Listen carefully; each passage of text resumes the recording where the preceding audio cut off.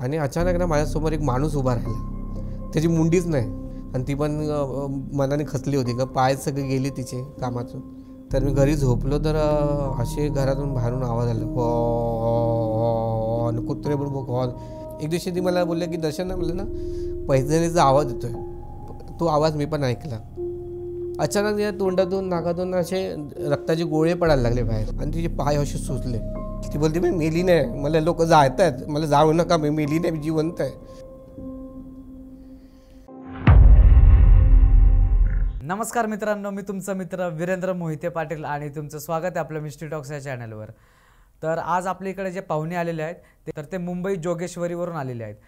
तर चला त्यांच्यासोबत गप्पा मारूयात, त्यांच्यासोबत घडलेले अनुभव ऐकूयात. नमस्कार सर. नमस्कार. काय आपलं नाव? माझं नाव दर्शन जाधव आहे. आणि काय करता सर तुम्ही? मी IT मध्ये जॉब करतो. बरं.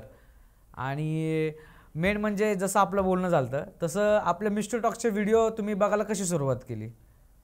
ॲक्च्युली मी पहिले मिस्ट्री टॉकचे व्हिडिओ ज्या टायमाला सुरुवात केली ना त्या टायमाला मला ह्या चॅनलबद्दल एवढं माहीत नव्हतं. पण मी कसं मध्येच एकदा यूट्यूब्समध्ये कधी ॲड्स येतात, त्याच्यामध्ये तुमचं एक चॅनल काही सर्च करताना भेटलं तर मला थोडं वाटलं इंटरेस्टेड काही गोष्टी आहेत. तर मी एकदा इग्नोर केली. पण दुसऱ्या टायमाला मी जेव्हा ते चॅनल रीड केलं, बघूया चला आज काहीतरी लोक बोलतात ना की बघूया आज काहीतरी हे चॅनल बघूया, ते चॅनल लोक रीड करतात काही चॅनल, तसं मी तुमचं चॅनल रीड केलं. तर एकाचा अनुभव मला खूप चांगला वाटला.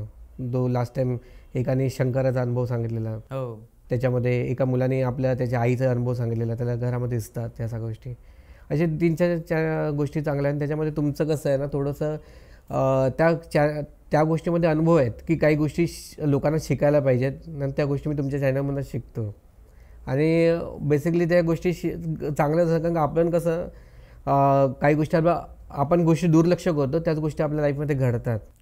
ही गोष्ट तुमच्या चॅनलमध्ये मला शिकायला मिळाली. तर मला एकदा इंटरेस्ट वाटला बघायला, म्हणून तुमच्या चॅनलवर मी फॅन झालो. आणि तुमचा ॲक्च्युली कसं ना तुमचा एक स्वभाव चांगला आहे की कुठची गोष्ट मध्ये अडकला असा माणूस आहे त्याला तुम्ही पूर्ण करण्यासाठी परत त्याच गोष्टी विचारतात. हा एक गोष्टीचा अनुभव तुमच्या मनाला चांगला भेटला की कोणाला म्हणजे भटकायला देत नाही, इकडे जा तिकडे जा. म्हणजे माणूस जर सांगत असेल ना तर कसं माणूस आपला अनुभव सांगतो. तुम्ही कसं आता मी तुम्हाला अनुभव सांगणार, पण सांगता मी दुसरं पण काही चालू करू शकतो कारण का माणूस आहे ना. मी काही मी स्क्रिप्टेड नाही. माणूस विदाउट स्क्रिप्टेड चॅनल होतो तर तुमचाच होतो. आणि जो माणूस शेअर करतो, जो अनुभव त्यांनी व्यक्त केले तो तिकडे शेअर करतो. तेच मला तुमच्या चांगलं वाटलं. आणि तुमचा स्वभाव पण चांगला वाटला. म्हणजे एक म्हणजे तुमचा स्वभाव रागवत नाही तुम्ही. कारण का मी तुम्हाला 2-3 वेळा आता येतो, उद्या येतो, पुढच्या महिन्यात येतो, मला वाटलं आता तुम्ही मला वाटलं ब्लॉकच करतील का. नाही, पण तसं तुम्ही ब्लॉक नाही केलं मला. आणि उलट तुम्ही मला समजून टाकले, अरे तुम्हाला नेक्स्ट डेट कधी ठेवू, काय ठेवू. ते मला एक चांगलं वाटलं, एक स्वभाव चांगला वाटला की माणूस कुठच्याही सिच्युएशनला हँडल करतो. पण त्यामुळे मी तुमचा फॅनच आहे. त्यामुळे ते गोष्ट वेगळी आहे, कारण माणूस सिच्युएशनला हँडल करणार माणूस कमी मिळतात. आधी मला वाटलं तुम्ही ब्लॉक करतील, पण तुम्ही मला फोन केला आणि काल पण मला फोन केला तुम्ही, काळजीपोटी कुठे पोचलात. आणि हे एक चांगला पॉईंट आहे तुमचं. त्यामुळे मी तुमच्या चॅनल सबस्क्रिप्शन पण केलं आणि तो ॲक्च्युली तुमचे चॅनल मी व्ह्यू पण करत असतो. तेच ना, कारण की बाकीचे यूट्यूबर असतात ते आपल्या सबस्क्रायबर म्हणून बघतात, पण तुम्ही आपलं कुटुंब आहात.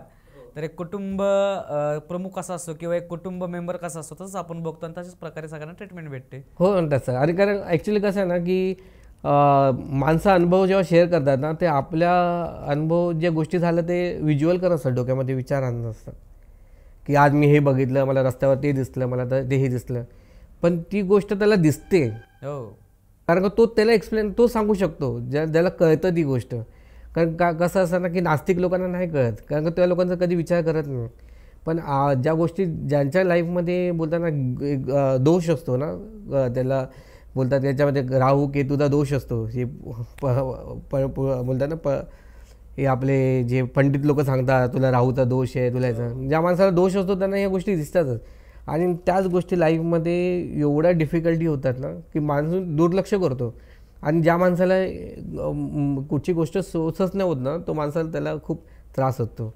तसेच गोष्ट माझ्या लाईफमध्ये झालेली आहे. बरं, कशी सुरुवात झाली या सगळ्या गोष्टींची? आमचं ॲक्च्युली कसं ना सगळ्या गोष्टी व्यवस्थित होत्या घरामधल्या सगळ्या गोष्टी, आई वडील आणि मी. तेव्हा माझं लग्न होतं झालेलं. व्यवस्थित सगळ्या गोष्टी होती. आई आणि मी आम्ही दोघं कामाला जायचो. ती पण जॉबला होती. माझी आई IT फील्डमध्ये जॉबला होती आणि ती ती कम्प्युटर रिपेअर करायची. एक महिला कम्प्युटर रिपेअर करते ही मोठी गोष्ट आहे. आणि ते पण त्यावेळेस ती डिजिटल क्षेत्रामध्ये होती आणि अलाइड डिजिटलमध्ये जॉबला होती. आणि मी तिचं बघूनच IT फील्डला गेलो. ती मला बोलायची तू दुसऱ्या फील्डला जाऊ नको, जे मी शिकते ना तेच तू शिक. आणि मी तिने मला त्याच गोष्टीला IT फील्डमध्ये टाकलं जॉबला. आणि ते 1 वर्ष 2 वर्ष मी कॉलेज संपल्यानंतर कोर्स करून मी जॉबला लागलो. आम्ही दोघं जॉबला जायचो. आमचं काही प्रॉब्लेम नव्हता घरामध्ये. प्रॉब्लेम ज्या दिवशी क्रिएट झाला ना त्या दिवशी खूपच प्रॉब्लेम झाले. प्रॉब्लेम असा झाला की ना मी जिकडे जॉबला होतो ना त्या जॉबला मंथ एंड असायचा. म्हणजे ऑफिसमध्ये सेल जेव्हा कंपनीचा कुठचाही सेल होतो ना तो लास्टचे मंथ एंडचे 2 दिवस असतो ना ते त्यांना सेल दाखवायचा असतो कंपनीला. पहिले समोरचा घेऊ किंवा नको घेऊ. तर सेल त्यांना करण्यासाठी ते लोक बोलायचे की कोणतरी ITचा माणूस तिकडे पाहिजे. काही सर्व्हर डाऊन झालं काय झालं तर कोण बघणार. कारण सगळे ब्रँचेस मला कॉल करायचे आणि मी एकटा ITमध्ये तिकडे होतो. तर त्या टायमाला काय झालं की जेव्हा मला काय होतं रात्री उशीर व्हायचा घरी यायला. आणि मी कसं ना त्या घरी 2009ची गोष्ट आहे, कारण मी 2006पासून जॉबला चालू केलं आणि 2009ला मी दुसऱ्या कंपनीत जॉईन केलं. आणि तिकडे मला मंथ एंडला थांबवायलाच आणि मलाच थांबवायचे. त्यांना दुसरा कोण भेटायचंच नाही, ते मलाच थांबवायचे. कारण का ITचं नॉलेज असल्यामुळे आणि माझं बॅकग्राऊंड ITमध्ये असल्यामुळे ते मलाच थांबवायचे. तर मला एवढे ते आणि वाजायचे रात्री 12 साडेबारा वाजायचे, 12-1 वाजायचे. घरातून तिकडे ऑफिसमध्ये निघेपर्यंत 12:30 व्हायचे. म्हणजे आणि माझं ऑफिस काय घरापासून एवढं लांब नाही. जर रिक्षाने गेलो तर अर्धा तासात पोहोचू शकतो, असं एवढं जवळ होतं. पण तेव्हा मुंबईची सिच्युएशन होती ना अशी होती की लोक फिरायचे नाही जास्त. 2009मध्ये एवढे लोक फिरायचे नाही. आत्ताचे 2024मध्ये सगळे मुलं फिरतात. ते आता सगळे म्हणजे आता तुम्ही बघितलं तर त्या टायमाला 2009मध्ये आणि 2024चं जर कंपॅरिझन केलं ना तर 2024मध्ये आता जे मुलं आहेत ना एकदम बाहेर सिगरेट पितील, फिरतील, बाईकने फिरतील, एन्जॉय करतात सगळ्या गोष्टी. पण 2009मध्ये ह्या गोष्टी नव्हत्या. 2009मध्ये लोक एकदम घरामध्ये झोपून राहायचे. 10 10:30 झाले तर बंदच असायचं सगळ्या गोष्टी. कारण की रिस्पॉन्सिबिलिटी होती. हां, एक शेड्यूल होतं त्यावेळेस. शेड्यूल होतं. आणि मग मी एकटाच जॉबला होता ना त्या टायमाला. आणि माझ्याबरोबरची जेवढी मित्र होती त्या टायमाला मी कसं केलेलं की घरची सिच्युएशन एवढी चांगली नव्हती, पण मी जॉब लवकरच चालू केलं. आणि जॉब करता करता माझं शिक्षण पूर्ण करत होतो मी. कारण का एका अर्थाने माझी आई पण जॉबला होती आणि मी पण जॉबला होतो. तर मी तिला बोलायचो की एक लेडीज कामाला जाते ना तर मला आवडत नाही. मग मी घरात कसा बसू. माझे वडील ॲक्च्युली कसं आहे ना, माझे वडील जॉब करायचे पण इंडस्ट्री ते प्रेस लाईनला होते. बोरिवलीला प्रेस लाईन बंद झाली आणि प्रेस लाईनला त्या टायमाला डिमांड होतं. कम्प्युटरायझेशन जेव्हा कम्प्युटर्स येते तेव्हा प्रेस लाईन बंद झाले मोस्ट ऑफ. प्रिंटिंग प्रेसचं ते कम्प्युटर करायला लागलं, त्यांचं काम सगळं बंद झालं. त्यापासून ते घरीच होते जॉबला. ते जॉब करायची नाही काही गोष्टी. मग ती एकटी लेडीज काम करणं हे मला नाही पसंत पडायचं. ती एकटी कमवते आणि त्या टायमाला काय पगार होता तिचा 9,000-9,500 रुपये पगारमध्ये काय घर चालणार त्या टायमाला. आता तर 9,000 काहीच नाही, 500 रुपये असेच उडून जातात, तुम्हाला पण कळतं. तर ती गोष्ट तेव्हा मला खूप वाटायचं की नाही आईला आपण सपोर्ट करायला पाहिजे. कारण आम्ही दोघं पुरुष घरात बसतो आणि एक लेडीज कामाला जाते ते मला आवडत नाही बोललो. मग मी काय केलं ना, मी सायन्समध्ये 12वी केली. आणि मग मी बोललो की आईला बोललो की मला ना कोर्स दे, असा कोर्स दे की 6 महिन्यामध्ये तो कंप्लीट होईल आणि मी जॉबला लागेल आणि बाकीचं मी शिक्षण नंतर कंप्लीट करेन. मग मी कोर्स जॉईन केलं आणि कम्प्युटर नेटवर्किंगचं कोर्स जॉईन केलं. आणि मग मी काय केलं, ॲक्च्युली 6 महिन्याचा होता तो वर्ष लागलं, पण ते वर्षात मी हँडल केलं. आणि ते वर्ष एवढं हँडल केलं. आणि नंतर मी बोललो की आता मला जॉब करायचा आहे. तर मी कसंही एका ठिकाणी जॉबला लागलो. तेव्हा मला काय 3,000 रुपये सॅलरी होती त्या टायमाला. 2006ची गोष्ट आहे. आणि मला 3,000 रुपये सॅलरीवर मी काम करत होतो. ठीक आहे, 3,000 रुपये. तेव्हा आई मला बोलायची की तू 3,000 रुपये काय तू एवढं काय तुझी मोठी सॅलरी नाही की माझं घर चालेल तसं. 3,000 रुपये तू तुझं शिक्षणाचं पूर्ण कर. पण मी बोलायला ठीक आहे आता काय आता मला मध्येच कोण घेणार नाही, पहिलं सगळं आता स्टार्टिंग फर्स्ट इयर चालू होईल तेव्हा मी घेईन ॲडमिशन बोललो.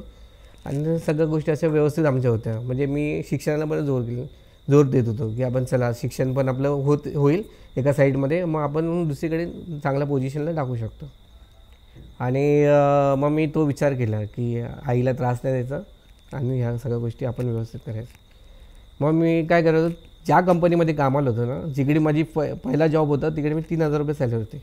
मग मी काय करतो, मी त्यांना बोललो की मला एवढी सॅलरी नाही मला ही सॅलरी नाही परवडत आहे, मी दुसऱ्या कंपनीमध्ये जॉईन करतो. मग त्या लोकांनी मला केलं, त्यांच्यावर दुसरी कंपनी होती ना तिकडे मला त्यांनी अपॉइंट केलं आणि सॅलरी त्यांनी मला चांगली दिली.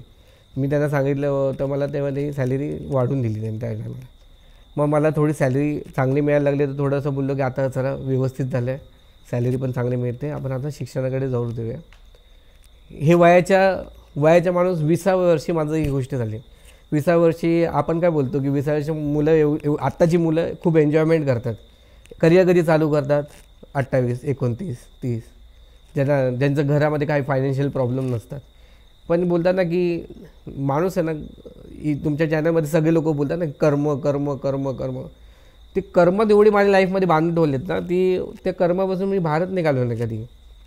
मग मी बोललो की चल आता जॉब चालू केलं आहे ना, तर आता जॉबमधनं काही होईल तो होईल, जेवढं होईल. आपण मुलं एन्जॉयमेंट करतात म्हणून मी नाही एन्जॉयमेंट करणार, कारण मला आईला सपोर्ट करायचा हो त्या सगळ्या गोष्टीमध्ये.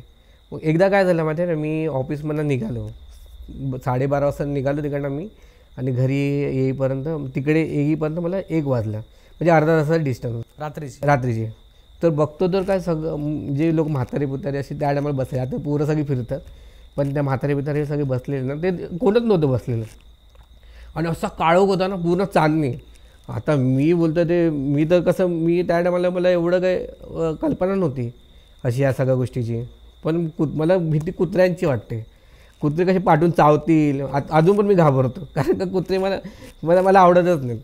पण काय शेवटी प्राणी आहेत त्यांना सांगू शकत नाही ना, तर मी कुत्र्यांना घाबरायचो. मी बोला तर आणि मुंबईमध्ये का ना चाईमध्ये ना प्रत्येक कुठे कुत्रा बसलेलाच असायचा. मग त्याच्यापासून वाचत असं मी दुसऱ्या रूटने जायचो.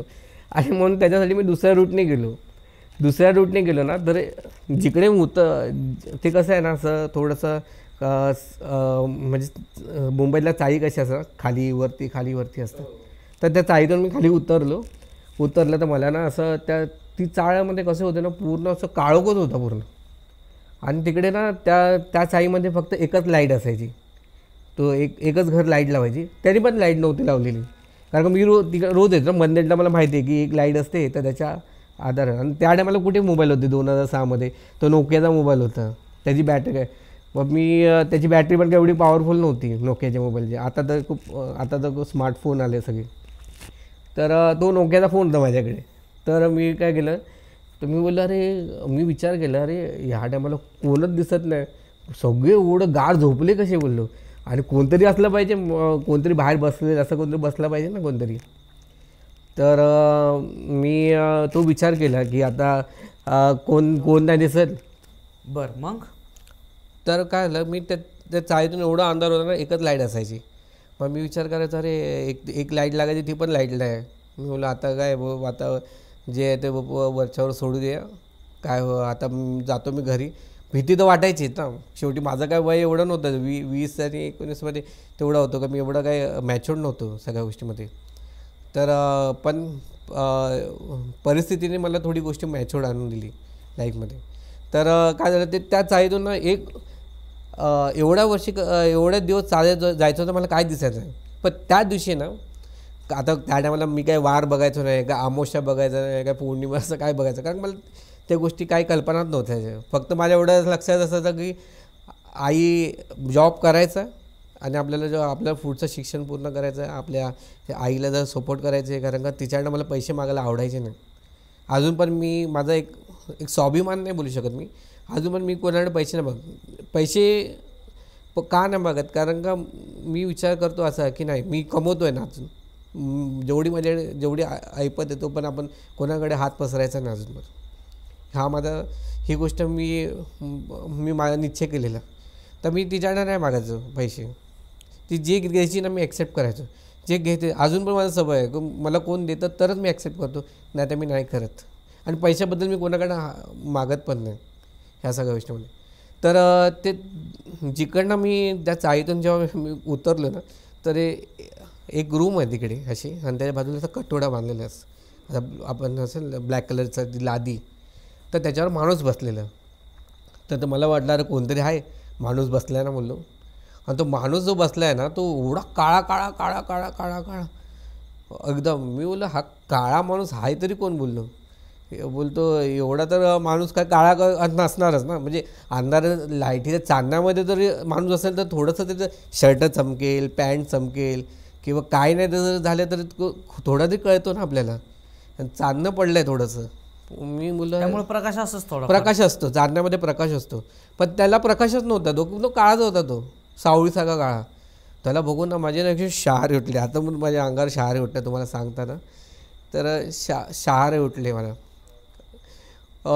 तर मी ना एकदम घाबरलो थोडासा की बाबा आता हा जर कोण असेल आणि कोण त्याला. ॲक्च्युली मला पहिलं बरं वाटलं का मी तो कोणतरी बसला आहे, पण तो जो माणूस बसला आहे ना, तो त्याला बघून मी थोडासा डचकलो. का डचकलो आहे मला माहीत नाही.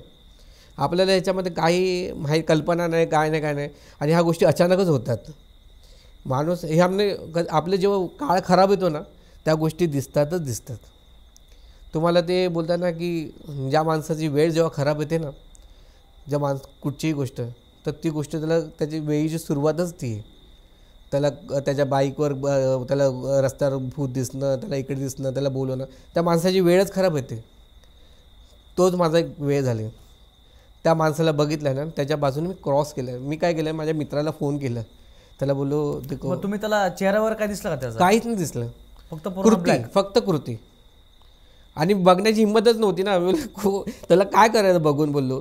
अरे माझं कसं असतं ना, आता पण मी नामस्मरण करत जातो, माळ जपत जातो ना, मी मला कसं असतं, नामस्मरण करताना फक्त नाकाच्या ह्या गोष्टीलाच बघायचं असतं, तेव्हा मन स्थिती होते, स्थिरता लागते.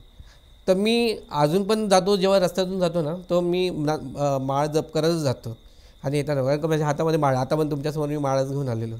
कारण का शेवटी तर मी त्याच्याकडे लक्ष काय दिलं नाही, तो काळाच होता एकदम. मी बोलला तू माणूसच काळा असेल म्हणून काळा असेल असं मी विचार ठेवला. तर त्याच्या बाजूला एक छोटी गल्ली अशी, तिकडनं अशी छोटीशी वाट आहे, म्हणजे इकडनं या गल्लीतून त्या गल्लीत जायची वाट. असा तिकडं त्या गल्लीतून एवढा वारा ना, एकदम असं जसं कसं वादळ कसं येतं वारा ना, हे वादळासारखं वारा यायला लागलं एकदम. आणि तो सगळा ना असा तो तिकडं त्याला पास होतानाच सगळ्या गोष्टी झाल्या. आणि तो मला बोलवतो आहे, असं बोलत आहे. मी बोललो हा मला कशाला बोलत आहे शिक्षक करून. आणि ह्याला बोलवलं आणि मी हाक मारले ना, आम्हाला गळा बिळा दाबायचा का, चोर असेल तर चेन आपल्या हातात तर काही नाही ना, आपली परिस्थिती तेवढी होती की चेन गळ्यात घालायचं असं काही नव्हतं. मग शेवटी मी त्याला इग्नोर केलं. बोललं जाऊ दे, तो पागल असेल किंवा बोलत असेल, आपण त्याला लक्ष नको, आपण घरी जाऊया बोललो. आणि मित्राला सांगितलं तू फोन कट करू नका तू मला. आणि मी त्याच्याशी बोलत चाललेलो. तो पण बिचारा माझ्यासाठी रात्री 1-2 वाजता माझ्याशी बोलत होता. आणि आणि कसं असं ना, आपले मित्र आपण बोलतो की परप्रांती असं माझे जेवढे मित्र परप्रांती पण आहेत, मराठी पण सगळेत. पण तो मित्र होता ना, त्यांनी मला सपोर्ट केला. तो बोलतो तुम जाओगे ना तो मेरे को फ़ोन करना, अब मैं फ़ोन से बात करूँगा. मग त्याच्याशी फोन करूया, मी हिंदीमध्ये बोलताना चालतो. त्याला मी क्रॉस केला तर त्यांनी मला शिक्षक बोलवून मी त्याला इग्नोर केलं. मग मी आता त्या टायमाला मी काय देवभक्ती नव्हतं, काय देवाची माहिती नव्हती, मला काही गोष्टी नव्हती. मी फक्त नॉर्मली मग मी कुठच्या देवाचं नाव घे, असं देवाचं नाव घेत बसलो. पण कसं आहे ना की भक्ती अशी नाही मिळत, त्याला साधना करावं लागतात. मी देवाची नावं घेतली, माझा योग त्या टायमाला खूप खराब होता. तर कोणाचा माणूस किती योग खराब असेल ना, तर त्याला तुम्ही काहीच नाही करू शकत. तुम्ही बोललात ना की हा माणूस अरे आज चांगला होता, त्याला अटॅक आला, तो गेला, तुम्ही काही नाही करू शकत. तुमच्या हातात काळं बांधलं, जे ठरल्या गोष्टी असतात ते होतातच. आणि भगवद्गीतेत सांगितलं अर्जुनाला की तू हे मी नाही घडवत आहे, हा काळ ठरवत आहे.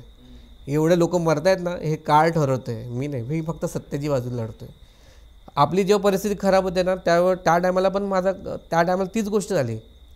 मी जातो आहे आणि मला ती गोष्ट दिसते. मग मला थोडासा ना बरं म्हणजे असं थोडं घाबरलं मी. म्हणजे थोडंसं अंग आलं, मला अंग काढलं मी. घाबरलो आणि मग मी काय केलं ना, समोर जसं तर ती चाळ क्रॉस झाली ना, ते एक पिंपळाचं झाड आहे. त्या पिंपळाच्या झाडाला एक माणूस ना, तो पण माणूस म्हणजे त्याने मला बघितलं, मी बघितलं, आणि तो पूर्ण व्हाईटच होता. तर चेहरा दिसला नाही मला, फक्त चेहरा त्याचा होता, म्हणजे आपल्या माणसासारखाच होता चेहरा. आणि पण जुन्या टाईपचे लोक असतात ना, तसे मोठी ती बॉटम टाईप पॅन्ट घालतात आणि शर्ट, तसं तो अमिताभ बच्चनसारखं व्हाईट शर्ट आणि व्हाईट पॅन्ट बस. आणि त्यांनी त्या झाडापासून आणि ते वडाचं झाड आहे, ते वडाचं का पिंपळाचं, सॉरी पिंपळाचं झाड आहे, पिंपळाचं झाड. तर पिंपळाच्या झाडापासून त्यांनी क्रॉस केलं आणि त्यांनी क्रॉस केलं, त्याला मी बघितलं आणि मी त्याला बघितलं. तर मला असं वाटलं की नाही, कोणीतरी मला तरी भले तरी मारलं, तरी हाक दिलं तर हातात धावत येईल. तर तो का माणूस पाठचा तो आला नाही माठी मागे, आणि फक्त आवाज दिलेला फक्त. तरी जो समोर माझा क्रॉस झाला ना, त्यांनी मला बघितलं, मी त्याला बघितलं, आणि तो बोला आता. आणि मी थोडंसं पाऊल ना फटाफट चालायला लागलो पुढे, कारण का तो उद्या दिसला तर त्याच्या मला पुढे काय भीती वाटत. पुढे ना तिकडे कुत्रे असायचे आणि मला कुत्र्यांना अजून पण मी घाबरतो. तर त्यांना कुत्र्यांपासून वाचवण्यासाठी मी ते बोललो की ह्याच्याबरोबर चाललो तर कुत्रे काय करणार नाहीत ना मला असे, कारण रात्रीचं कसं त्या कुत्रे असे अंगावर येतं, भीती वाटायची मला. तर तो माणूसच गायब झाला, कुठे दिसलाच नाही मला. तो मी ह्या साईड बघ, त्या साईड बघ, तिकडे बघ, दिसतच नव्हता तो कुठे. मग मी काय केलं ना, ते चाळीचं तो जिकडे उजेड होता ना, तिकडं फटाफट चालवलं. आणि त्या टायमाला एक भगवंताची बोलतात ना, जेव्हा वाईट परिस्थिती आहे तर थोडं भगवंत पण थोडं साथ देतो, भले आपण त्याला नामस्मरण नाही करत तरी सुद्धा. भगवंत कोणाला टाकत नसतो, तो आपल्या माणसांना कोणा सोडत नसतो. तर तरी ते कुत्रे सगळे झोपलेले. मग त्याला बघून ना मी फटाफट चालू आलो आणि घरी आलो आणि हातपाय धुतले आणि जेवलो. काय नाही, मी झोपलो सर, झोपलं. तर काही बोललो नाही मी. आणि असं काही असं मला ताप बीप असं काही आलं नाही. कारण ताप कधी येतो माहिती आहे, जेव्हा आपण गोष्टी बघतो आणि जेव्हा त्यांच्याशी इंटरॅक्शन होतात आपलं आणि आपण घाबरतो आणि त्यानंतर आपल्याला ती गोष्ट ताप येते. कारण का आपण न अपेक्षित केले जातात ना. हे भगवद्गीतेमध्ये दिलं आहे, प्रत्यक्ष आणि अप्रत्यक्षितमध्ये तुम्हाला गोष्टी दिसणारच. हे भगवंताने सिद्ध केलेले आहे, हे मी सांगत आहे. तुम्ही भगवद्गीता वाचलं त्याच्यामध्ये तुम्हाला माहिती पडेल, कर्मयोगामध्ये. पण जेव्हा तेच तर त्याच्यामध्ये मी घाबरलो नव्हतो, मला ताप आला नाही. मग दुसऱ्या दिवशी मी आईला सांगितलं, ती बोलली तू आता एक काम कर, त्या रस्त्याने येऊ नको, तू मला फोन कर म्हणून. मग मी काय करायचो, एक मंथेंड झालं, दुसऱ्या मंथेंडला मी जाऊ की नको हा भीती असायची. मग मी मंथेंडला गेलो ना, तर मग आई मला तिकडे घ्यायला यायची. मग मी दुसरा रूट चेंज केला, दुसऱ्या रूटने जायचो. कारण की जी गोष्ट मी बघितली ना, त्याला मी इग्नोर करू शकत नाही. आणि कोणाला सांगणार, कोण ऐकून घेणं, माझं विश्वास पण नाही ठेवणार. आणि ह्या गोष्टी विश्वास नाही ठेवत. आता तुमच्या आता हे म्हणजे ही गोष्ट वेगळी आहे की लोक ज्या गोष्टी त्यांच्याशी लाईफ घडतात तेच तुम्हाला एक्सप्लेन करतात ना इकडे ह्या चॅनलमध्ये येऊन. तीच गोष्ट मी कोणाला सांगणार, मी कोणाला एक्सप्लेन करणार. मी आईला माहिती होती, कारण का ती ह्या गोष्टी जाणते होती, कारण तिने अनुभव घेतलेले ह्या सगळ्या गोष्टीची, तिच्या लाईफमध्ये झालेले अनुभव तिने घेतलेले. मग मी काय केलं म्हणजे घरी घेतलं आणि झोपलं. तो दिवस गेला. दुसऱ्याशी मला बोललं तिकडनं तू येऊ नको, तू दुसऱ्या रूटने ये. मी दुसऱ्या रूटने आलो. बस तीच लाईफ माझी, तो मुमेंट आणि ती गोष्ट मला एवढी घातक पडली ना, खूप प्रॉब्लेम लाईफमध्ये क्रिएट झाले. काय झालं मग पुढं मग कसे अजून अनुभव आले? अनुभव म्हणजे असे आले ना की फायनान्शियली जी फायनान्शियल गोष्टी होती आमच्याकडे, ते 1-2 महिने बरोबर चालेल, व्यवस्थित जात होती. मला आईला ना जरासं तिला ना हार्ट्समध्ये ब्लॉकेज झाले. तर तिला आम्ही घेऊन तिला हॉस्पिटलला गेलो. तर हॉस्पिटलमध्ये सांगितलं आम्ही, जोगेश्वरीमध्ये एक हॉस्पिटल, तिकडे आम्ही घेऊन गेलो. कारण मी हॉस्पिटलचं कुठचं नाव नाही घेणार, कारण का नाही.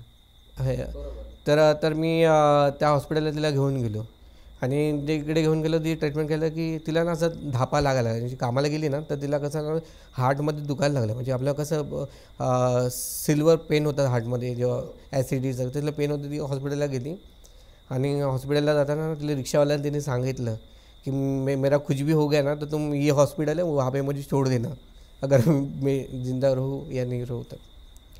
तर तिने रिक्षावाल्याला सांगितलं. रिक्षावाल्याने तिकडे तिला घेऊन ड्रॉप केलं. तर ज्या हॉस्पिटलला होते ते ड्रॉप केलं. 1 महिना ती हॉस्पिटलला होते, तिकडे आजारी होती. म्हणजे सॉरी 1 महिना नाही बोलत आहे, त्या तिकडे चेकअप केलं. तिचा ECG काढला, तिच्या ECGमध्ये काही तिला हे मिळेल, म्हणजे काही बोलतात ना काय ECGमध्ये काही रिपोर्ट्समध्ये अननॉर्मल आले रिपोर्ट्स, थोडेसे काय त्यांना डाऊट आला. मग तिने सांगितलं एन्जिओप्लास्टी करायला लागेल तिथे. ते एन्जिओप्लास्टीसाठी बघितलं तर ब्लॉकेज मिळाली तिची. मग एन्जिओग्राफी केली, तिच्यामध्ये स्टोन स्टेन टाकले. ते 2 स्टेन म्हणजे ते पण आमच्याकडे एवढी ऐपत नव्हती. जेव्हा तिचं सांगितलं की तिच्या हार्ट्समध्ये ब्लॉक आहेत ना, 3 ब्लॉक आहेत. एक 30चे 2 आहेत, एक 90चा 1 आहे. तर 90चा ब्लॉक काढायला लागेल, कारण का ती आहे 30चे 2 ब्लॉक आहेत. तर ते नॉर्मली औषधाने होऊन जाईल असे डॉक्टर बोलले. पण ते बोलते 30मध्ये एक तरी आपल्याला बुजवायला लागेल. आता अमाऊंट सांगितलं तर 4 लाख बोलले. अरे बापरे, ते पण त्यावेळेस आणि माझा नुसता जॉब होता आणि एवढं कोणाकडे पैसे असणार. ज्यावेळेस टाकलं तर खूप डोळ्यातून पाणी आलं. आता मग मला जी परिस्थिती समोर दिसते ना ती आम्ही हाताळली. माझे वडील लागले रडायला आणि म्हणलं तर काय करणार, पैसे आणणार कुठून, 4 लाख रुपये आणणार कुठून. तर ती मी बोललो आता पैसे नाही आहेत. मग तर माझ्या बहिणीला फोन केला डॉक्टरने. मला ती बोलली त्यांना तुम्ही ना घेऊन या हॉस्पिटलला, आपण बघूया इकडे औषधांनी काय होईल ते. मग तिला घरी आम्ही आणलं आणि तिला सांगितलं की हे मेडिसिन आहेत, ते ब्लड पातळ करण्याचे असे औषध मेडिसिन. ते मला मेडिसिनचं नाव नाही. तर ती तिला मेडिसिनवरती होती. तर थोडे दिवस तिला वडील पण सपोर्ट करत होते आणि मी पण तिला जास्त आम्ही हेवी काम करायला लावायचं ना आमच्या आईला. तर ते काय आलं की अमाऊंट एवढी जमणार नव्हती आम्हाला, पण माहिती आहे, कल्पना होती. पण एक भगवंताची एवढी कृपा आमच्यावर ना की काय केलं आणि माहिती आहे काय, तिचं ना जे कामाला होते ना तिकडे ESI होती जी आपल्या म्हणजे जे जॉबला आहे ना ते ESI इन्शुरन्समध्ये. ते ESIमध्ये आम्ही गेलो ना तर आणि आपले गव्हर्नमेंटची कामं तुम्हाला माहितीच आहे. तर ESIमध्ये होतं तिथे तिथे सांगितलं की ESIमध्ये तिचं हार्टचं ऑपरेशन होऊ शकतं. तर पण तुम्हाला प्रत्येक हॉस्पिटलला फायलिंग घेऊन फिरायला लागणार. ह्या हॉस्पिटलला जा, त्या हॉस्पिटलला जा, त्या हॉस्पिटलला जा. तर माझी बहीण, माझे वडील फाईल घ्यायचे, तिला घेऊन जायचं. डॉक्टर अपॉइंटमेंट देत नाही. तुम्ही गव्हर्नमेंट हॉस्पिटलला गेलात ना अपॉइंटमेंट देणार ना तुम्हाला. एवढे माझ्यासमोर पेशंट यायचे ना अक्षरशः रडायचे, डॉक्टर साईन द्या. आपले गव्हर्नमेंट हॉस्पिटलमध्ये ना डॉक्टर साईन देत नाही लगेच. ही मी अनुभवलेल्या गोष्टी, प्रत्यक्ष बघितलेल्या गोष्टी. मी साईन घ्यायला पण एवढे ताटापूट करायचे ना, तिला पेपरवर साईन द्यायची. साईन केलं मग MIDCला ना ESIमध्ये आम्ही सबमिट करायचो फाईल. ते बोलायचं अजून लागणार, अजून वेळ जाईल असं. ते ऑपरेशन जे होतं ना ते ऑपरेशन जे लगेच पाहिजे होतं ना ऑपरेशन, ते लोक काय बोलायला लागले की तुम्ही ऑपरेशन करून घ्या, मग पैसे रिफंड करा. आता तेवढे पैसे आमच्याकडे असले पाहिजे ना तेव्हा. मग काय झालं की बॉम्बे हॉस्पिटलला आम्ही असं जात होतो ती फायलिंगला साईन करायला. तर एक माणूस भेटला. तो माझ्या आईचा लहानपणीचा मित्र. ते BDD चाळीमध्ये राहायचे त्या टायमाला. म्हणजे आजोबा होते ना ते म्हणजे दोन्ही मामा पोलीसमध्ये आहेत आणि माझे आजोबा जमादार होते त्या टायमाचे. तर त्या टायमाला ते पोलीस लाईनीमध्ये ते त्यांचे मित्र होते. तर ते मला बोलले, अरे माझ्या आईला ते छबी बोलायचे, छबी तू इथे काय करते. ती बोलते नाही माझं असं हार्टमध्ये सांगितलं आहे, ते फायली घेऊन फिरते, पोरांना घेऊन फिरते, म्हणजे आम्हाला घेऊन ती फिरवते, आम्ही पण तिच्यावर फिरायचो ना. तर तो बोलला अरे मी तर ESIमध्येच कामाला आहे, तर तू कशाला फिरते, तू माझ्याकडे ते फाईल. तेव्हा मी बघितलं की जेव्हा आपले सगळे रस्ते बंद होतात ना तर भगवंत कुठून तरी रस्ता काढतो. तर तो माणूस आहे. तेव्हा मला कळालं की भगवंत आहे आपल्याबरोबर, कुठे ना कुठे ऑप्शन काढतो. तो बोलतो तू कशाला फिरतेस, तू आम्हाला फाईल दे, आम्ही तुझं काम करून देतो. आणि त्या माणसाने आमचं खरोखर काम करून दिलं.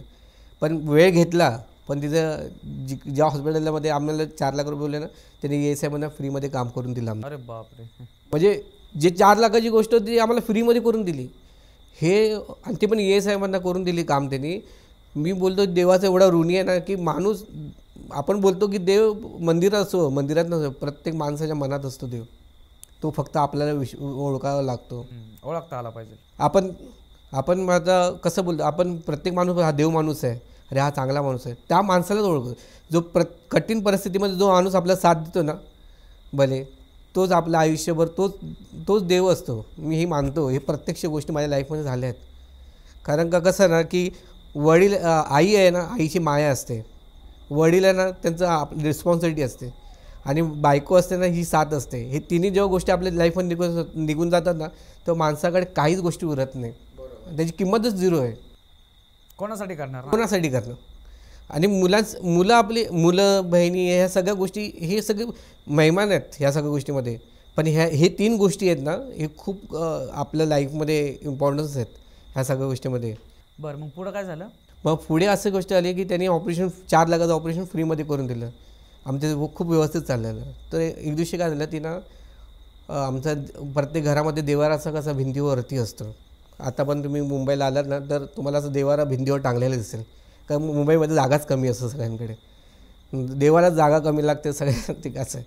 तर देवारा असं भिंतीवर टांगले, तर ती काय करायची, टिपाईवर चढायची आणि अगरबत्ती लावायची. तर टिपाईवर चढली ती आणि टिपाय सटकला आणि ती पडली. अरे बापरे. आणि हे किती दिवसानंतर झालं ऑपरेशन झाल्यानंतर? ऑपरेशन झाल्यानंतर 1 वर्षानंतर झालं. 1 वर्ष खूप चांगलं गेलं आमचं.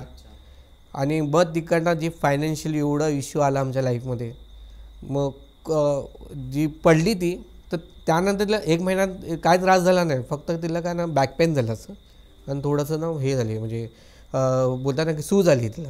तर तिने का डॉक्टरकडे गेली ना, तिने असंच आपण बोलतो ना की बाम बीम लावून तिने ते थोडं मिटवलं. पण त्याचा इफेक्ट झाला 1 वर्षानंतर. 1 वर्षानंतर पूर्ण इन्फेक्शन झालं बॉडीमध्ये तिचं. ज्या हॉस्पिटलला तिला आम्ही घेऊन गेलो ना तिकडे, कारण ती आलीच कामावर ना, तिने बॅग ठेवली ना, ती बोलते मला दुखतं, मला काहीच कळत नाही, मला दुखतं आहे, मला दुखतं आहे, मला दुखतं आहे, काहीच कळत नाही. तर तिला आम्ही काय केलं, तिला आम्ही घेऊन हॉस्पिटलला गेलो. माझे वडील आणि माझी बहीण तिला रात्री हॉस्पिटलला घेऊन गेले. हॉस्पिटलला गेले, तिला ॲडमिटच केलं. गेली चालत ती गेली, आणि डॉक्टर बघितलं तर तिला मेहंदी लोकांनी पेन किलर दिले, तिला काय इफेक्ट नाही. बरं, तिला मग नंतर तिचे ते डॉक्टर बोलले काय की तिचं जे पाठी आहे ना, पाणी झालं आहे, कण्याच्या इकडे पाणी झालं आहे, ते ड्रेन आम्ही काढून देतो तुम्हाला, तुम्ही जाऊन ते KM हॉस्पिटलला तिकडे रिपोर्ट दाखवा तिकडे. तर बॉम्बे हॉस्पिटल, KM हॉस्पिटल, तर मला कल्पना नाही, कारण मी सगळ्या हॉस्पिटल फिरलो तिकडे मुंबईच्या. तर मी तिकडे घेऊन ते गेलो, आणि त्यांनी सांगितलं की इन्फेक्शन आहे म्हणून. आणि त्या डॉक्टरनी जे ड्रेन ऑपरेशन केलं त्याच्यामध्ये, आता ऑपरेशन केलं तर तिला पायाचा लो ट्यूमर झाला, तिची दोन्ही पायाची सेन्सच गेली. अरे बापरे. आता सगळी जिम्मेदारी माझ्यावर आली. जे बोलतात ना की जेव्हा क्रिकेटमध्ये सचिन तेंडुलकर आणि जेव्हा सेहवाग खेळत असतात, तेव्हा सेहवागला वाटतं की सचिन तेंडुलकर आहे म्हणून आपला थोडासा रिस्पॉन्स आहे की आपण खेळू शकतो व्यवस्थित. तसंच ती गोष्ट आली, आई पडली, जागावर गेली, आणि सगळी रिस्पॉन्सिबिलिटी माझी. आणि माझं वय तेव्हा जास्त नव्हतं, 21-22 वर्षाचं होतं. आता माझ्या पगारात काय घर चालणार. तरी ती मला बोलायची की तू घाबरू नकोस. आणि मी असं काय सोनाराकडनं मी काय केलं, तर लग्नासाठी आपल्याला कसं मंगळसूत्रासाठी पैसे आपण जमा करायचो सोनाराकडे, 1000 रुपये त्याला द्यायचो. तू बाबा माझी एवढी ऐपत नाही, पण तू 1000 रुपये ठेवून दे, आणि जेव्हा पूर्ण होईल अमाऊंट आम्हाला दागिना देतो तू, असं करा. आणि एवढा खर्च झाला ना, मी शेवटी सोनाराकडनं जे पैसे त्याला ठेवायचं ते पण काढून त्याला हॉस्पिटलची पे करून टाकली. डॉक्टरने आपली फीज नाही घेतली, कारण का थोडी त्यांना पण सिच्युएशन कळाली आमची, त्यामुळे. तर मग ती पडली ना जाग्यावर, तर सगळं लो ट्यूमर झालं, आणि ती मेंटली अनप्रिपेअर झाली ती गोष्टीने. कारण का तिला माणूस जेव्हा चालता फिरतो असतो, तो माणूस फिट असतो. तिला कळालं की माझे दोन्ही पाय सेन्सच नाही, काही तिला कळायचं मुवमेंटच नव्हती ना, रबरासारखे पाय झाले अक्षरशः. तिचे पाय रबरासारखे, तुम्ही अशी जायचे तशी जायचे. खूप अशी वाईट परिस्थिती मी बघितली. त्या परिस्थितीमध्ये माझ्या लाईफमध्ये अशा अनुभव झाले ना, मी हॉस्पिटलला काय करायचो, मी ऑफिसचं काम संपवायचो, आणि मग ऑफिसचं काम संपवून हॉस्पिटलला जायचं, आणि वडिलांना सांगायचं तुम्ही घरी थांबा. तर ते वडील मला बोलतात की माझी आई बोलायला लागली, अरे तू सकाळपर्यंत तू काम करणार, आणि परत रात्री मी तुला त्रास देणार, ती रात्रीची बोंबा मारायची. म्हणजे तिला त्रास काय करणार, आम्ही तरी काय करणार, आमच्या हातामध्ये तेवढं अदृश्य म्हणजे अशी शक्ती नाही की तिला बरं करणार. असं तिला त्रासच व्हायचा एवढा, ती रात्रभर त्रास द्यायची अशी. तर माझे वडील मग चिडचिड करायचे. मी त्यांना बोललो तुम्ही एक काम करा, तुम्ही घरी जावा, मी ऑफिसमध्ये, मला त्रास झाला चालेल, पण आता सध्या आईची तब्येत खूप खराब आहे ना, तर मी इथे थांबतो, मला त्रास झाला चालेल. आणि मग माझे डोळे सगळे सुजले असायचे सकाळी जायचो ना तेव्हा. आणि नंतर मग मी काय करायचो, ती रात्री थांबायचो ना तिकडे.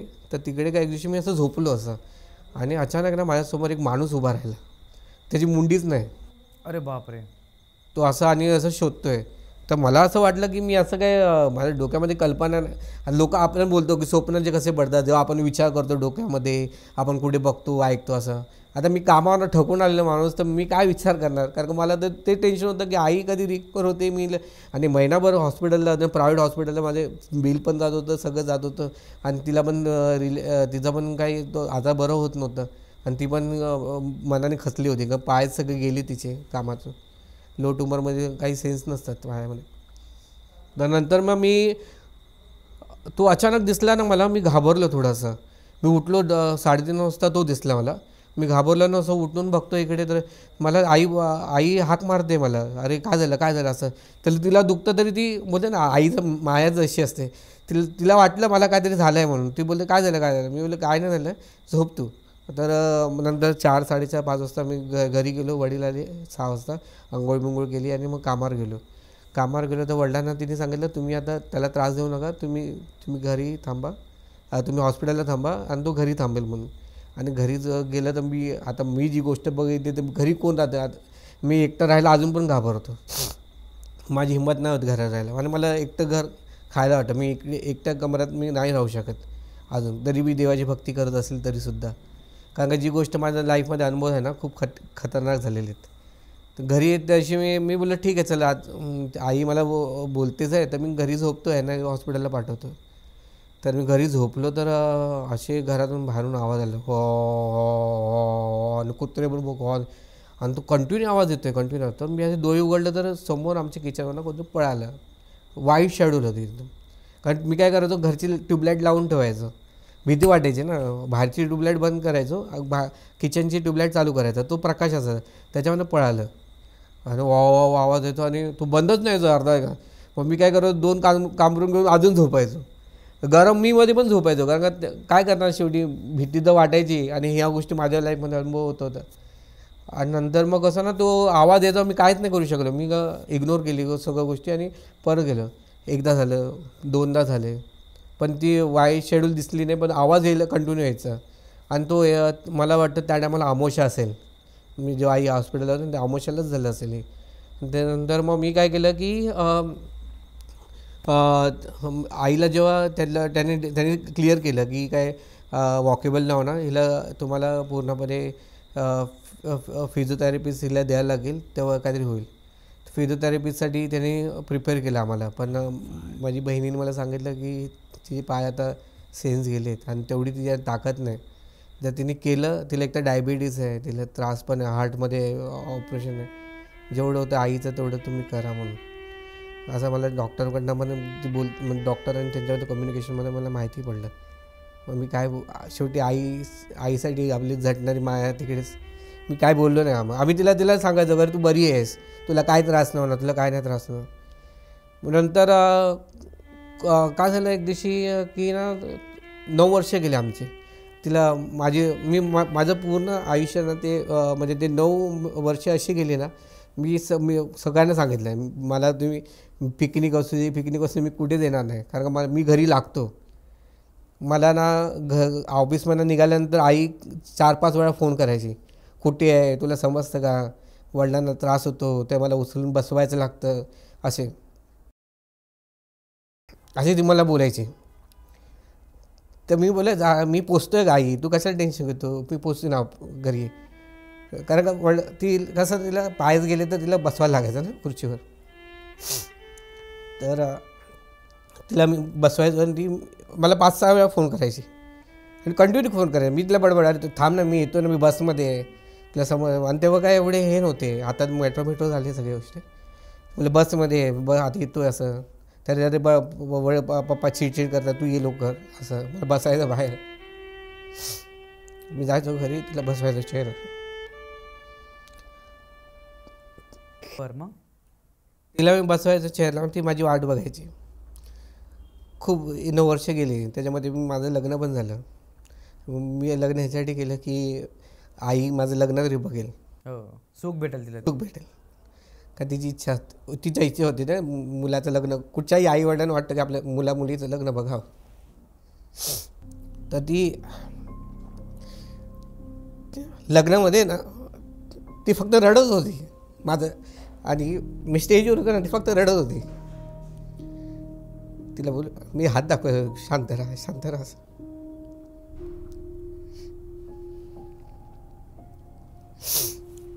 2 मिनटं घ्या पॉज, काय प्रॉब्लेम नाही. ते गोष्टी आठवतात ना सगळ्या.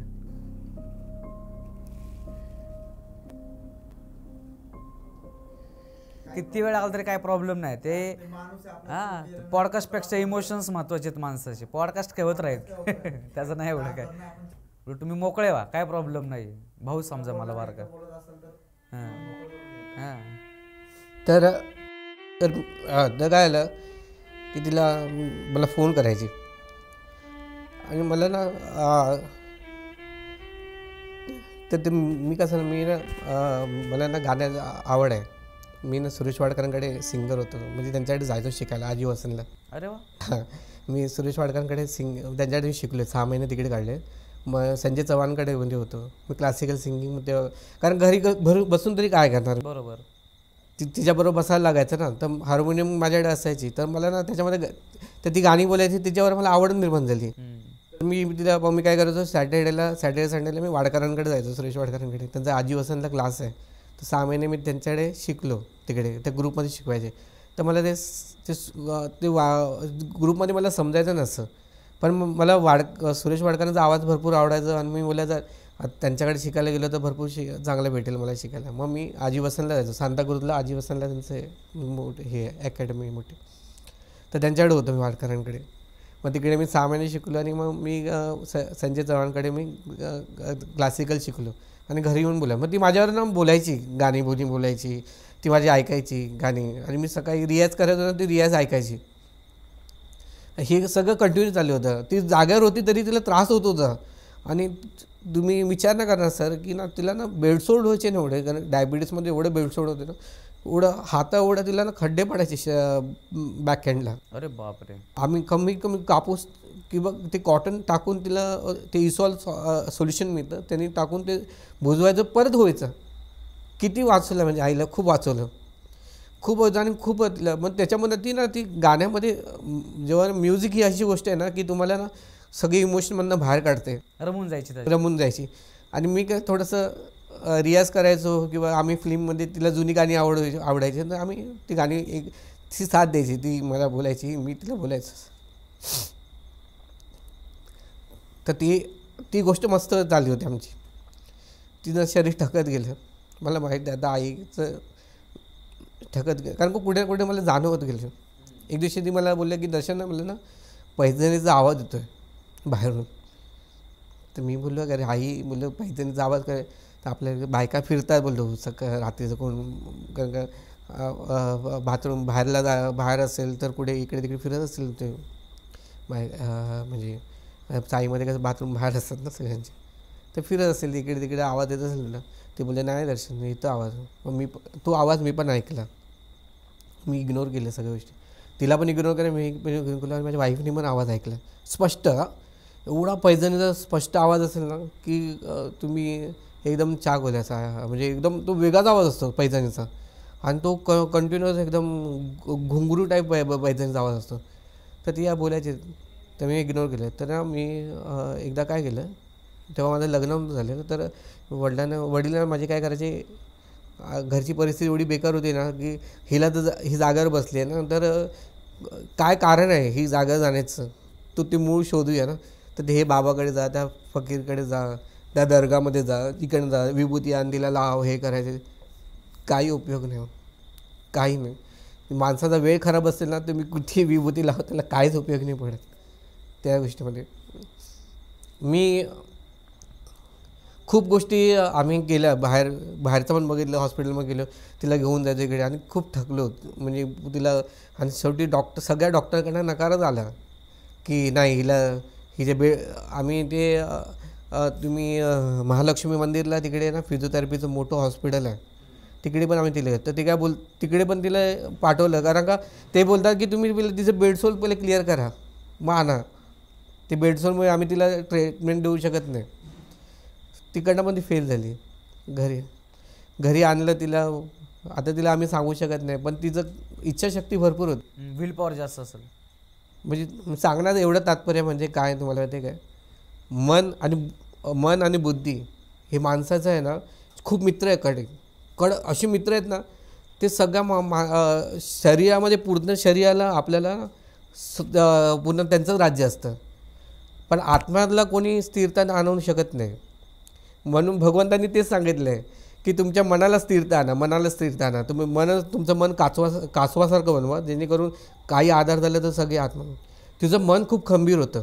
ज्यावेळेस तुमच्या आईने तुम्हाला सांगितलं की ते पैंजणाचा आवाज येतो, मग त्याच्या पुढे झालं काय? मग त्याच्या पुढे असं झालं की पैजानाचा आवाज होता, आम्ही इग्नोर केलं, तिने पण इग्नोर केलं.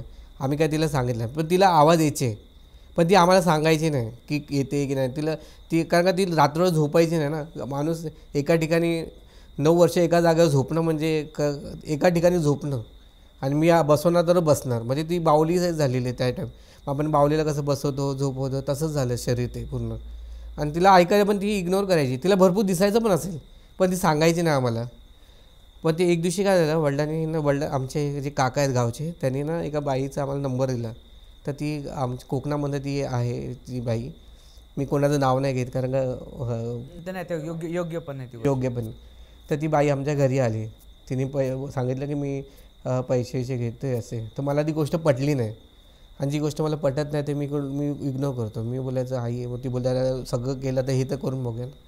तर ती आली तर बोलते नाही तुमचं पूर्वजांचा प्रॉब्लेम आहे, तुम्हाला पूर्वजांचा दोष आहे, ते सगळ्या गोष्टी आहेत. ती मोठी मुस्लिम ते कोकणी मुसलमान असतात ना त्याच्यामध्ये होती. तर ती आली आणि ती अशी काहीतरी करायची मंत्र असं काहीतरी करायची. ती आपल्याला एवढं कल्पना नाही काय करायची. तर ती करायची, ते मंत्र करायचे. नंतर एक दिवशी काय केलं, तिने विचारलं तिला की तुला कोणाचा त्रास झाला, काय त्रास झाला, तू ऑफिस जिकडे कामाला होती तिकडे कोण तुझा प्रॉब्लेम होता काय असं विचारलं ना. ती अचानक या तोंडातून नाकातून असे रक्ताचे गोळे पडायला लागले बाहेर. कोणाच्या? आईच्या. अच्छा. अशी तोंडातून रक्त यायला लागलं, नाकातून रक्त यायला. माझी बहिणीला बोलवलं, तिने BP चेक केलं. ही लग्नाच्या अगोदरची गोष्ट. लग्नानंतर झालं नव्हतं हे. लग्नानंतर ती खूपच वीक झाली, आणि नंतर मग ती असे ना रक्त यायला लागले अक्षरशः. आणि मी विचार करतो आहे तिचं BP नॉर्मल आहे. तिला मग आम्ही एवढं रक्त तिचं पूर्ण ती मॅक्सी घालायचं ना आम्ही तिला, कारण का त्या मॅक्सीवर सगळं रक्त आणि सगळं अशा रक्ताच्या गाठी बोललो. तिला आम्हाला असं वाटायचं तिला रक्ताची पातळ गोळी चालू आहे त्याच्यामुळे असेल, पण तिने पण नव्हतं. पण तिने काय केलं माहिती आहे काय की एका पेल्यामध्ये ना ती पाणी घेतलं, त्याच्यामध्ये तुळशी टाकली आणि काहीतरी मंत्र जाप केला असं काहीतरी, आणि लिंबू काय टाकला तिने, आणि तिने पाणी पियायला दिलं, आणि त्याच्यामध्ये ते थांबलं. अरे बापरे. तिचं अचानक त्या टायमाला थांबलं, तिचं रक्त ते तोंडातून यायचं सगळं थांबलं ते पूर्ण. आणि मी विचार केला, अरे हिने काय केलं काय माहिती, जी गोष्ट थांबत नव्हती अचानक थांबली कशी. नंतर मग तिला मग बेडवर झोपवलं आणि सगळ्या गोष्टी, मग तिने काहीतरी सगळ्या गोष्टी केली आणि ती गेली कोकणामध्ये निघून. ती बोलली आता तिने स्पष्ट सांगितलं की बघा मी जे केलं आहे ते म्हणजे तुझ्या फ्युचरमध्ये केलं आहे, म्हणजे मुलाच्या की ह्याला प्रॉब्लेम नको व्हायला, पण तुझं मी काय नाही करू शकत. म्हणजे तिला तिकडे पण नकारात्मक मिळाली, हॉस्पिटलवाले नकारात्मक दिले, तिकडे पण नकारात्मक, सगळी गोष्टी आमच्या हातात काहीच नव्हतं, सगळं परमेश्वराला सोडून दिलं. आणि तिला ना एवढा त्रास व्हायचा ना, ती देवाला बोलायची तुझं एवढं करूनसुद्धा तू मला काय केलंस. ही सोडींना यातना आहे ना, जागावर बसून स्टूलिंग होते, जागा बसून मला काही इच्छा, एवढं दुखणं दिलंस, मला काहीच करता येत नाही, मी काय पाप केलं कोणाचं, अशी ती देवाला ओरडायची. म्हणजे यातना होत असेल ना त्यावेळेला. होते माझ्यासमोर ती एकदम ओढी तिथं तो त्या टायमाला विद्रूप चेहरा बघितला ना, ते देवाला ती अक्षरशः, मी आता तुम्हाला बोलणार नाही, पण ज्या भगवंताला आम्ही मानतो तिला शिव्या देऊन बोलायला लागली, तू किती त्रास दिलास तुम्हाला, काय हे शरीर बोललो. झोपल्यानंतर पण स्टूलिंग होते, युरिन पण अशी होते अशी, मग तिला कॅथेटर लावायचे तिकडे होते. हे कसलं शरीर, काय केलं आहे माझं, तू पूर्ण शरीराचं काय केलं, अशी बोलायची देवाला. आता मी इग्नोर करायचं, म्हणजे आम्ही तिला समजायचं अरे देवाने काय नाही केलं आहे ह्या सगळ्या गोष्टी. मग पुढं झालं काय? मग म्हणतं काय झालं की ना तिला ना एवढा त्रास व्हायला लागला ना, नंतर शेवटी शरीर तिचं ठकलं. तिने जेवढे यातना भोगले शरीर ठकलं तिचं. नंतर तिने तिचा आवाजच कमी झाला बोलायचा. ती फक्त मला फोन करायची ना, ते पण ती हा असं एवढं बोलाय. मला समजायचं आईने फोन केला आहे. ते वडिलांना सांगायचे तिला फोन करून बोलू आहे करा.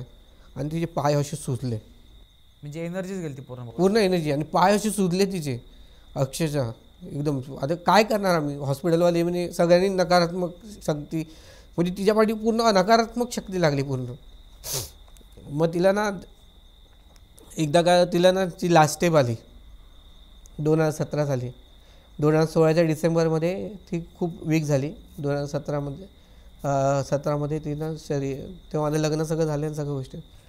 17मध्ये ती खूप वीक झाली खूपच. कारण का तिचं शरीराला हात पण लावला मोडे घ्यायची आम्हाला भीती होती. काहीच नाही करायची. तिचा हात तुटला ना तरी तो अचानक असं उचलायला गेलो तर कटकन आवाज तुटला, तो आवाज. खूपच बेकार, म्हणजे हाडं एकदम नाहीशीच झाली. त्या टायमाला ना ती झोपली होती ना बेडवर, आणि मरणाच्या अगोदर 1 दिवस अगोदर ती सगळ्यांना बोलत होती. तिचे माझे मामा पण येऊन गेले, हे सगळे भेटून गेले.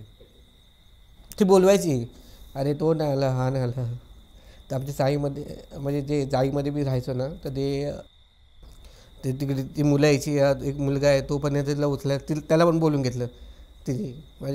ती वहिनी पण तिला मदत करायला, कारण मी कामाला गेल्यानंतर कोणतरी ते लोक मदत करायचे. कारण वडिलांकडनं तेवढी ताकद नव्हती ना, एकटीला कसं बसवणार ते. तर ते लोक बोलवायचे, शेवटी बोलतात ना पॉट लावायला लागायचं, हे ते बोलवायला लागायचं. ते लोक यायचे, देवासारखे धावून यायचे. तर ती आली ना, एक दिवशी काय आलं ना, ती ज्या दिवशी मरण्याच्या अगोदर मला माझा हात पकडला येते. बोलतं दर्शन मी मेली नाही, मला लोक बसलेत, मला जाळत आहेत. मला बापरे, मी मेली नाही, मला मारू नका, मेली नाही मी. खूपच भयंकर प्रकार होता. ती बोलते मी मेली नाही, मला लोक जाळत आहेत, मला जाऊ नका, मी मेली नाही, मी जिवंत आहे. अरे हा कोण चालला, अरे हा कोण चालला, हा कोण चालला, अरे हा कोण आहे. बोले अरे आई तो मी आहे. मी तिला खोटं सांगायचं, मला माहिती आहे. ती बोलतात मरण्याच्या अगोदर दिसतं सगळ्या गोष्टी, आणि आपण या गोष्टी मानत नाही. मरणाचा माणूस जेव्हा येतो ना, तर डोळ्यातून पाणी येतात. काय, कारण का त्याला सगळ्या गोष्टी आठवतात. ते दूत त्यांना सांगतात की तुझ्या कर्मामध्ये काय फळ राहिले ना, काय तुझे कर्म, या सगळ्या गोष्टीमध्ये त्या गोष्टी सांगतात. आणि तिला सगळी नरक यातनाच भेटली, काय सगळ्या गोष्टी जाग्यावरच ना. तर ती मला बोलायची अरे हे कोण चाललं, ते कोण असे चाललेत. मी तिला बोलायचं अरे आई काय, आणि अशी ओरडायची ना रातभर. मग मी काय केलं ना, सकाळी तिला बोललो आई बघ तुझं सकाळी ना, मी कामात जात होतो, मी कामावर 2 दिवस सुट्टी घेतली, घरी थांबलो. तर मला बोलते जा तू कामाला, सुट्टी नको घेऊ. कारण मला कामावर सुट्टी गेल्यानंतर आवडत नाही ॲक्च्युली. तरी मग सिच्युएशन असेल ना तेव्हा मी घेतो कामावर सुट्टी. तर तिला मी लाडू भरवला, थोडासा लाडू भरवला तिला, आणि मी बोललो तू हा लाडू खा, मग डायबिटीज तुझं कमी होईल, मग प्रॉब्लेम. तर तोच लाडू ना लास्टपर्यंत ठेवला.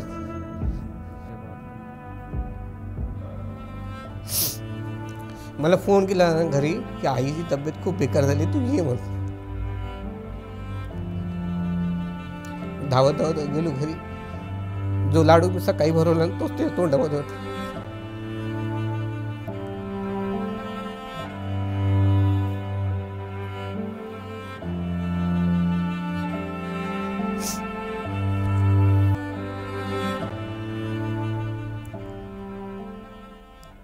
बरं, आपण थोडं थांबूयात, पाणी वगैरे घ्या वाटलंच तर पिऊन. आणि काय इमोशन्स आपल्याला महत्त्वाचे आहेत. शूटचं काय नाही, वाटलं सर आपण परत घेऊ, पण तुम्ही आता थोडा रेस्ट करा, मग आपण परत सुरुवात करू पिऊन.